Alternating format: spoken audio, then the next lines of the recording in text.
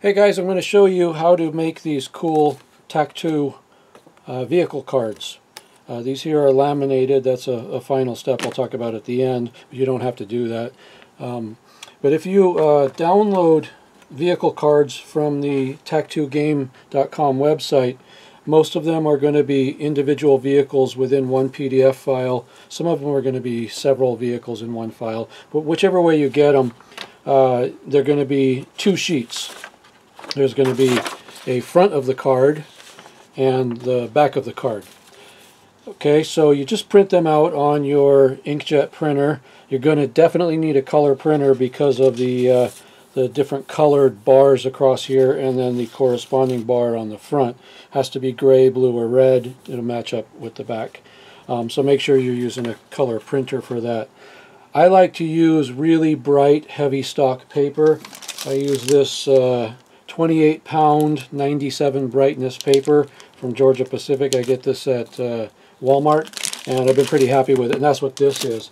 Just today I picked up something new. I haven't tried it yet, but this is another product they call premium cardstock paper.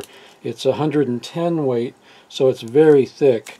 It's not quite as bright, it's 92, so we'll see what that looks like later. But whatever you want to use, I mean, you can use just regular copier paper would be fine, but I think the brighter the paper is and the heavier it is, the better it's going to last. Now, assuming you have a good quality printer, or a decent quality printer that feeds the paper fairly consistently, when you print these out, the front and the back one should line up perfectly when you stack them. If they don't, then you'll need to cut out each one separately before you put them together. The printer I have seems to do pretty good with lining them up so I can stack them this way.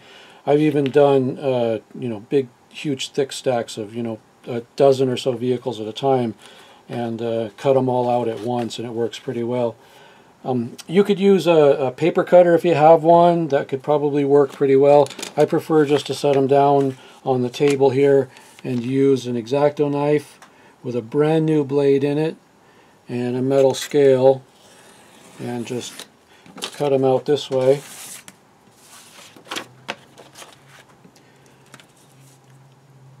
Just cut right on the black line, if at all possible, right down the middle of it. Give you a real nice cut. Now after each one, just make sure they're lined up with each other again, otherwise you're going to get some weird cuts. I'm doing this really pretty fast just for the video. You can kind of take your time and be really careful about it. Oops, they're not lined up. Okay. Now, once you've got them cut out, the front and the back, they go together this way, back this way. So if you were to apply some glue here, spray glue or glue stick or whatever, and then try to lay this on here, it'd be a little difficult to get it exactly lined up. So I have a little trick that I use for that. Just a couple of little clips that I pick up at Home Depot. Clothes clips would probably, whatever these are called, clothespins, probably work just fine too. But I have these little guys, so I use them. So what I do is I set it down, get everything lined up perfectly, and then put two of these clips on one end. Now they'll stay lined up. Now normally when I do this, I use spray glue because I'm out in the shop. It's easy.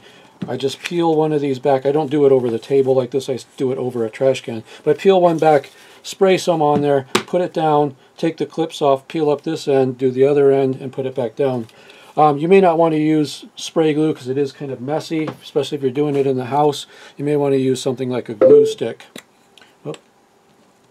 So if you just peel this back, put the glue stick on here, just glue it up real good, anywhere from about halfway out, and then just lay it down. Now it's lined up perfectly. It's glued from about here out, so now we just take these clips off, peel this end back until you can't anymore, and then put the glue on here.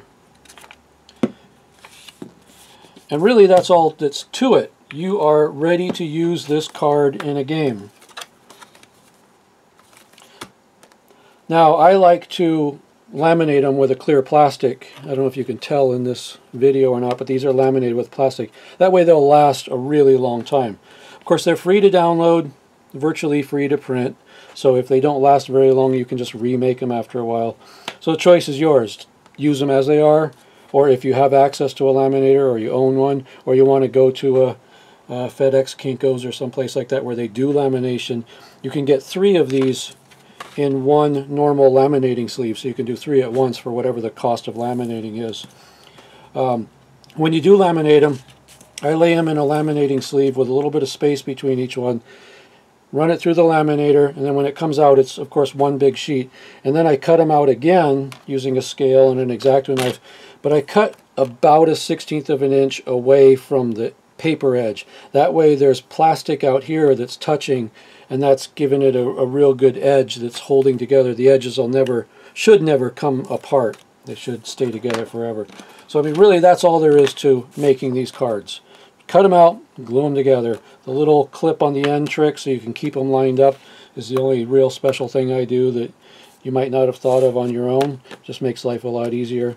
But there you go. There's a Tactu card for the CV9035, ready to play.